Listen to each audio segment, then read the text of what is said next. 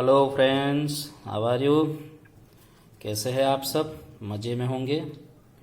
चलिए एक और बार हम बात करने जा रहे हैं chapter number 4 reproductive health standard 12 biology. अभी तक हम बात कर चुके हैं कॉन्ट्रासेप्टिव मेथड्स में नेचुरल मेथड की, फिर बात की हमने कॉन्ट्रासेप्टिव मेथड्स में आर्टिफिशियल मेथड, और उसमें भी प्रीवियस लेक्चर में हमने डिस्कस किया बैरियर मेथड के बारे में। Today in this lecture we are going to discuss artificial और ट्रेडिशनल मेथड जो कॉन्ट्रासेप्टिव मेथड्स है, उसमें भी हम बात करने जा रहे हैं इंट्रा यूटेराइन डिवाइस की। ये एक पॉपुलर मेथड है, बहुत ही इफेक्टिव मेथड है। दिस डिवाइस जो है inserted by doctors or expert nurse in the uterus through vagina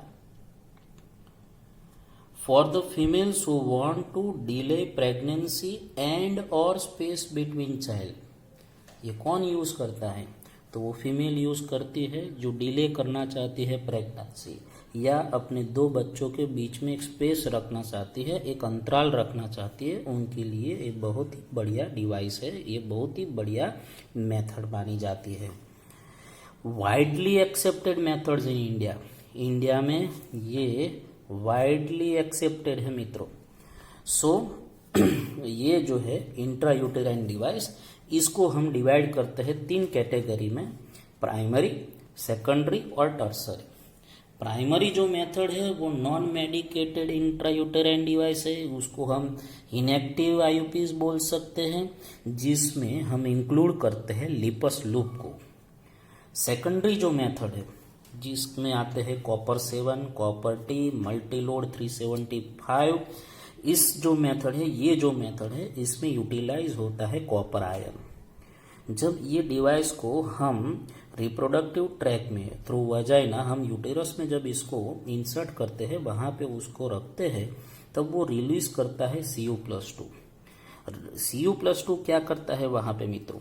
वो डिक्रीज करता है motility of sperm and then it will decrease fertilization power. So ये हो गया सेकेंडरी मेथड हमारे इंट्रायूटेराइन डिवाइस के।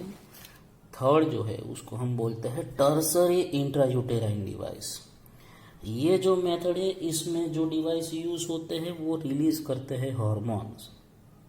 सो ड्यू टू व्हाट हैपन्स, जो uterus है उसकी जो वॉल है उसको वो अनसूटेबल कर देते हैं इम्प्लांटेशन के लिए।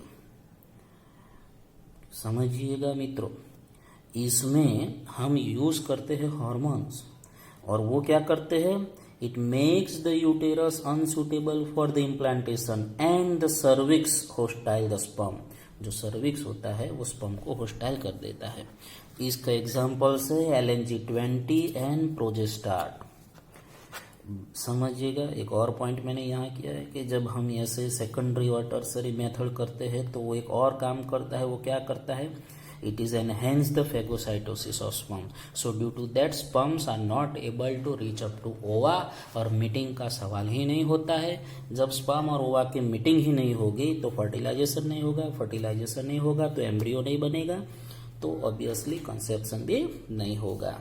एक और पॉइंट याद रखिएगा फ्रेंड्स, ग्राफियनबर्ग जो है is the first scientist who made a such type of intrauterine device and which is made up of silver. So that's all with this topic. ये टॉपिक पे हमने डिस्कस किया है इंट्रायूटेराइन डिवाइस, जो artificial और traditional method का एक part है।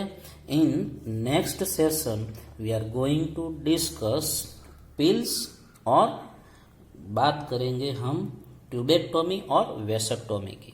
तब तक के लिए बाय बाय, सी यू। घर पर रहिए, खुश रहिए, टेक केयर।